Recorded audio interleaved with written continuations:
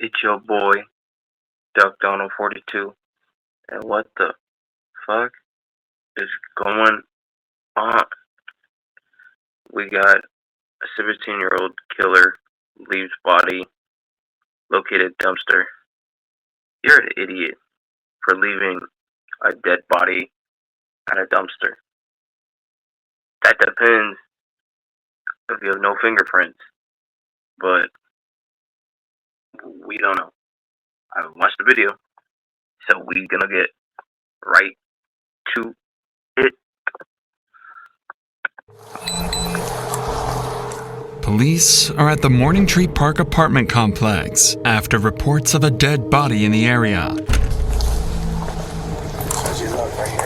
Lying next to the dumpster is a body with multiple stab wounds so brutally beaten that it's nearly unrecognizable. You have a good face shot of the guy? Not a good face shot, because it's like That's why I was associated. Officers immediately suspected that one of the tenants in the complex was the killer, but they would be horribly wrong. There was like blood all over the ground by the dumpster, and that his head looked like a smashed watermelon. Beat the f*** out of him and then stabbed him in the butt. That's when he started getting him. He hit him a couple of times and then stomped him a couple of times. A violent, unpredictable teen killer was on the loose, and police needed to find him before he murders again. Step out of the apartment now. You are surrounded. Doors open. Police department! Fine. In the early morning of July 30th, 2023, Lakewood police received a call from the Morning Tree Park apartment complex. The caller reported finding something next to a dumpster, describing it as gruesome. Officers were quickly dispatched to investigate. So who was the one that saw him? Who called? You did, sir? Me. So what happened? What did you see? Like, how did this all... Okay, me and her, was kind of like dumpster digging, right? And I see this red stuff, we can have the dumpster. So I went in there, and I see his body in there. While dumpster diving, Ted had come across blood leaking out from under the dumpster. When he looked inside, he found an elderly man lying lifeless, bloodied and beaten until his face was no longer recognizable. Officers now needed to identify both the victim and the person responsible. Fortunately, there was... This guy was so beaten up that and stabbed the dead body. He was so destroyed, they didn't get no evidence of the person. That's crazy. someone at the complex who could help them with the former. So, I see his blood. yeah, so I'm just trying to figure out if you might... Sounds like that he's one of your residents. I can look. This is Ryan, the apartment complex manager, and he's going to be vital in finding out who the victim actually is. Because we don't have an ID, right? No, we don't. Okay, so let's... Oh, that's fine. Yeah. For now. So we recognize this guy? Honestly, it's not the best picture, but... Do you think you know who he is? Possibly. If I can see the picture again, it'd be better to identify now. How about you just give me the name, I can bring up DOL. He wouldn't be in there. What's that? He wouldn't be in there. Well, I'm sure he'll have some kind of ID. No, You don't think so? absolutely not. Never? No. Okay. He was a really nice guy, actually, though. I mean, I had a relationship with him, like friend-wise. He don't even trust like anybody with like social security cards or anything.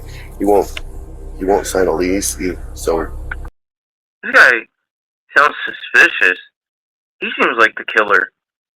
Like, everyone's got a social security number. This guy sounds suspicious. Give me no name, no ID. You're in a tough situation. Fucking medicine. Keep dripping like spit and saliva because I have medicine in my mouth, but no matter what, you're involved, and the fact that you're not giving no evidence, no ID, social security number. Well, you're not supposed to know someone's social security number, but the way you're saying it to the cop makes you the killer kind of suspicious. He'd probably be about 63, 65, somewhere in there. He's partially African American, but he's really light skinned. Skinny, tall. Yes. Skinny. Yeah. Yeah, that could be Leonard. What's his last name? And we're working on that right now. Well, they're turning their computers on right now, right? You want to come with me? I can just give you a key. I'll give you a ride over there and ride back if you want. No.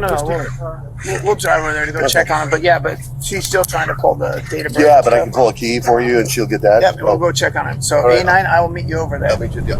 The officers finally had a name, Leonard, but that doesn't solve their biggest problem. According to the manager, Leonard suffered from extreme paranoia and refused to have any form of identification associated with. Oh, so he was okay. He didn't trust no one at this, and he was diagnosed with something.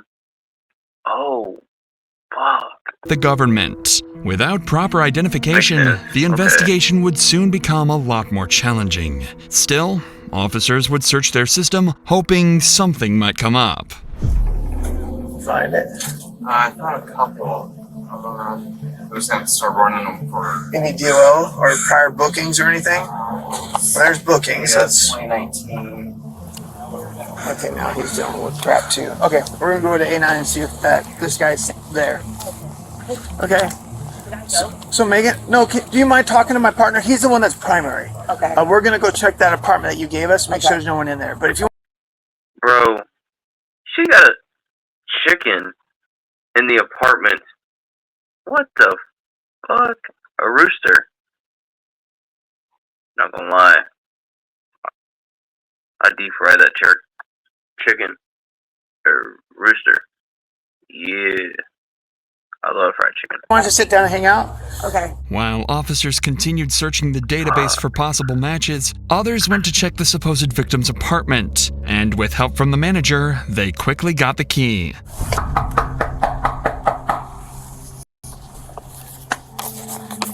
Leonard, Lakewood Police, we just need to know that you're okay. If you want to, we'll just announce for Leonard. Yep. I could yell for him. Okay. Go ahead. Hey, Leonard. Leonard. If you're in here, let us know.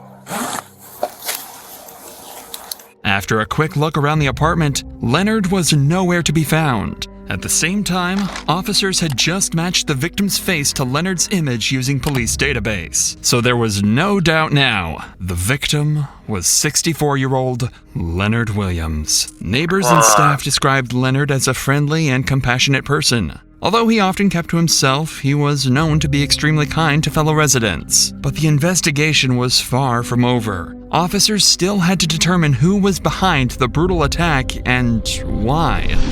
Back at the scene, one officer had discovered some crucial evidence that would bring the police one step closer to the killer. Okay, so if you walk that way, and actually, obviously it's dark at that hour, but if you walk that route that you just said, and somebody happened to shine their lights into the dumpster area, you would see him laying there. Was there any trash outside of the dumpster area, the path that you guys would have walked? This officer just picked up on something crucial. The area around the dumpster was extremely messy, and blood was leaking from it. Any person would have easily spotted that, let alone an officer. Turns out, just 12 hours earlier, police had been dispatched to that same apartment complex on a noise disturbance complaint. The call was made around 8 p.m., and the responding officer's dash cam shows him returning to his vehicle by walking through the side path, the exact one that leads up to the dumpster where Leonard was found. The officer didn't notice any leaking blood or hear suspicious commotion, which means that whatever had occurred had happened after the officer left. From this, the timeline of the murder was vastly narrowed. But more importantly, the disturbance call that the officer responded to had been made about a group of teenagers from the apartment complex unit J54. According to the manager, this group was well known for partying several days of the week and not paying their rent on time. However, little did they know that the police would catch on to what they were doing at last night's party and why there was a dead body just a few feet away from their apartment. As this was the only lead that police had, a search warrant for Unit J54 was issued, and officers quickly arrived at the residence looking for any signs of foul play. Get the manager in the Oh, there we go. Hey, Granny, take it, please. Is anybody else inside here with you? Okay, come on, let's get over here for a second, okay? Who's all in here with you? Just me and two people. Where are they at? I don't really know. What are their names? Jaden. Jaden and who? Jaden and Ty. Jaden and Ty, come on out. Come on out. Ty, come on out, look at police. Where's he at? It was to the corner store. What's that? He went to the corner store. You went to the corner store? When officers arrived, Alina and Jaden were found inside the apartment. One of the teens, named Ty, seemed to have fled when officers arrived and was nowhere to be found in the unit. His friends claimed he went to the corner store to buy some snacks, but officers would soon discover that was a complete lie. For now, though, officers decided to interview the group, unaware one of them was about to confess to the gruesome details of Leonard's murder. This is sad. This Leonard guy must have been a really good person in that apartment neighborhood. And of course, dumb teens like us, well, back then in 2023, were idiots. But these are murders.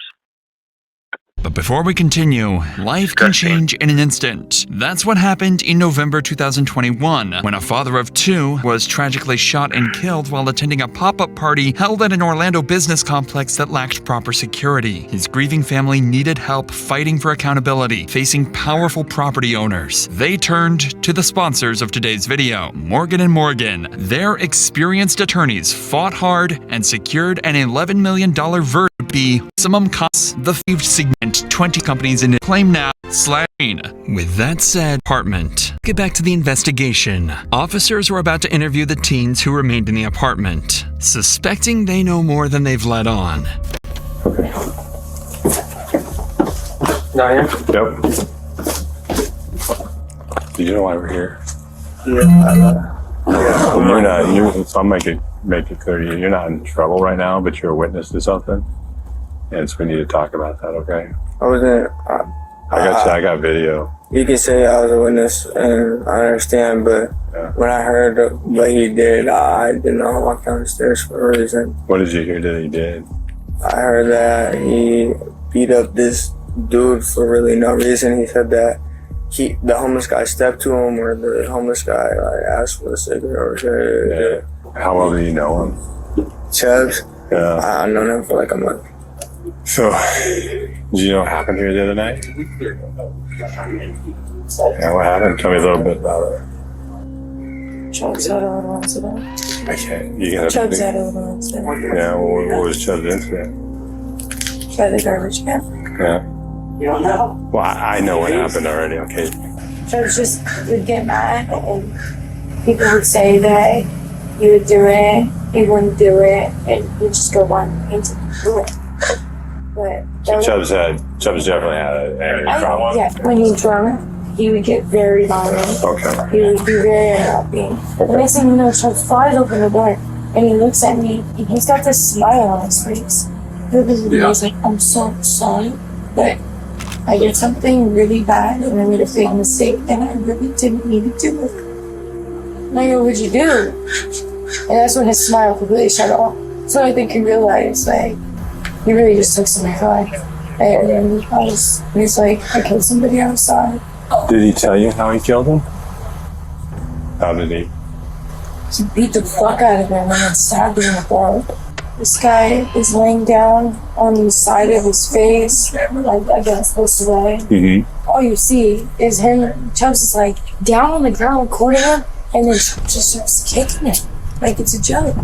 With these two new crucial statements, police now had two suspects at large, Chubbs and Ty, with their primary focus being on 17-year-old Brody Chubbs Brownell. According to Alina, Brody had 2 bottles of tequila and was also high on marijuana the previous night. To make matters worse, he had a reputation for getting violent when drunk. At some point, he briefly stepped outside the apartment and happened to cross paths with Leonard in the parking lot. Leonard may have confronted him about the loud music, or, given his paranoia, he might have simply been talking to himself. Either way, Brody likely saw him as an easy target, and Leonard became the victim of his violent outburst. Alina was also the first to mention something even more disturbing. Brody had recorded the entire thing on Snapchat. He filmed himself. What? What? He filmed it? He filmed it? Beating and stabbing Leonard to death, then sent the video to friends at the party. With Brody as their prime suspect, officers remained on high alert. You are stupid. And never drink again. Well, you're never gonna see the day of light. You're sealed. You're cooked. But why film it? You're stupid. What the fuck? Going so far as to request air support in search for him. In the meantime, police were notified about a male who was running around the Morning Tree complex. He was identified to be Trey Crystal, or Ty, the one who fled from Alina's apartment when the officers had arrived with the search warrant. Shortly after confirming his identity, he agreed to speak with detectives. Detectives needed to determine whether Ty had played any role in the murder, and if he knew where Brody was hiding. Just tell me a story. Just take me from the beginning to the end. What happened that night? Yeah, he ended up really drunk, and then he was like trying to fight everyone at the party, but no one would fight him because either they would win and then he was like backing down or stuff like that. Okay. So he couldn't fight anyone there, and so he went outside all mad. And then there's this homeless dude or whoever it was walking by, and then he was like, "Oh, keep stepping, keep walking." And then the homeless dude was like, "All right." And then he was like just walking away, and then Chubbs just started getting mad and then just like ran up on him and punched him, and then he just started stomping on him. After a minute or two, he went up inside, and then he like grabbed the knife, and everyone was trying to stop him, but like he was kind of scary with the knife because he was really drunk. According to Ty, he fled the apartment out of fear. Although Ty's statement aligned with those of other witnesses, police couldn't definitively rule him out due to his... I can probably believe that. Because, trust me, I don't like cops either. I would run away from shit like that. I would probably believe him like that. I wouldn't want to be involved. Suspicious behavior. But for now, their priority was finding Brody. While the search was still ongoing, officers interviewed everyone who knew Brody to find out where he might have fled, including two of his best friends, Miguel Ventura and Dakota Johnson. I ended up going, basically there was a party posted up that was over at one of our female friends, Britt's house, and eventually Chubbs, I guess he stormed outside. He got really upset. He was drinking 1800 at the time, like Texas tequila. There was someone standing by the garbage cans, and he got really angry at him because I think they were staring at him. He just got closer to him, and I think the dude yelled something at him, and then he just started swinging on him.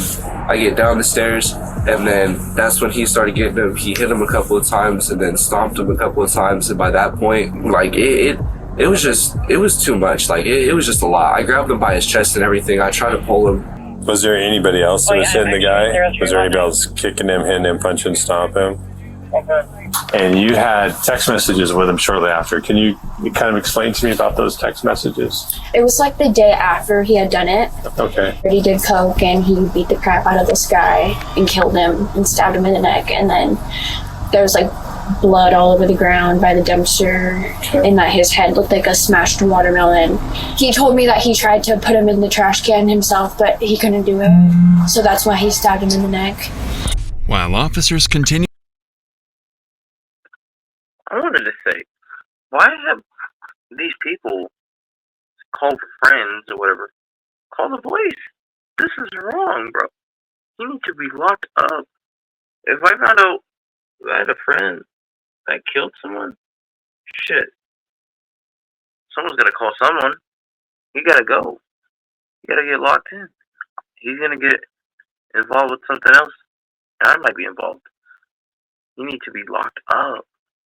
Interviewing witnesses, Brody had just been located hiding in his family home 40 minutes away in the city of Yelm. A SWAT team quickly descended on the residence, ready to take Brody down if he made any wrong move. All right, hey, you three? Yep. If there's people milling around up front, we're going to detain them right off the bat, so be ready to go hands as soon as they move up. They run or we're letting them run, right? Yeah. All right, we're capped. That team's rolling up.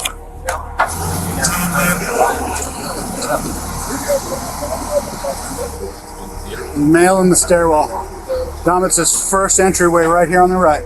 Hey, move up. Move up. I want to be able to see that door. Hey, let's bring it back here. No sense in standing out there. No sense in standing out there. There we go. All right, I got hands on her. Okay. You got cuffs? Yep. Okay. All right. All right, step this way. Just keep your hands up. I want you to set your phone and your drink on that little concrete barrier right there.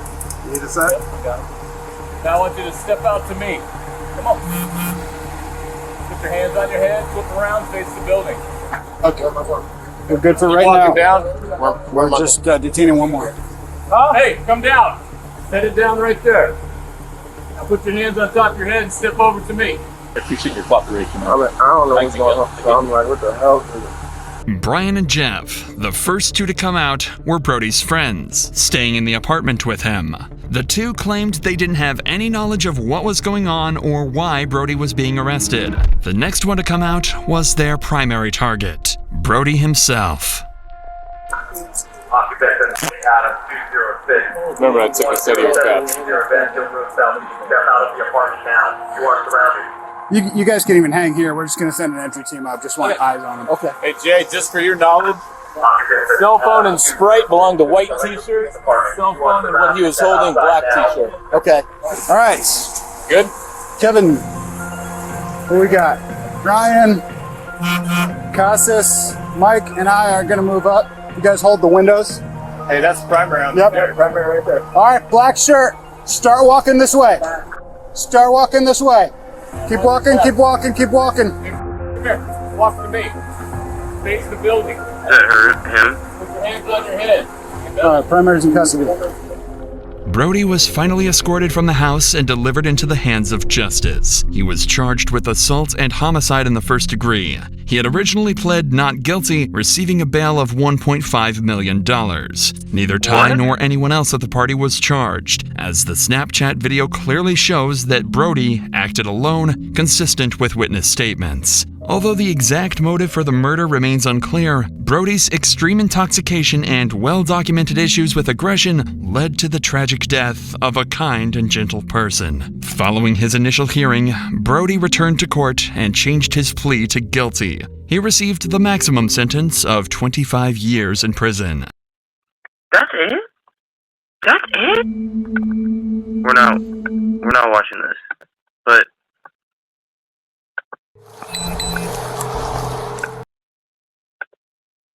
that's it?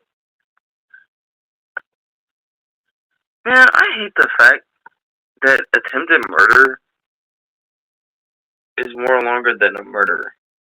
Because when you murder someone,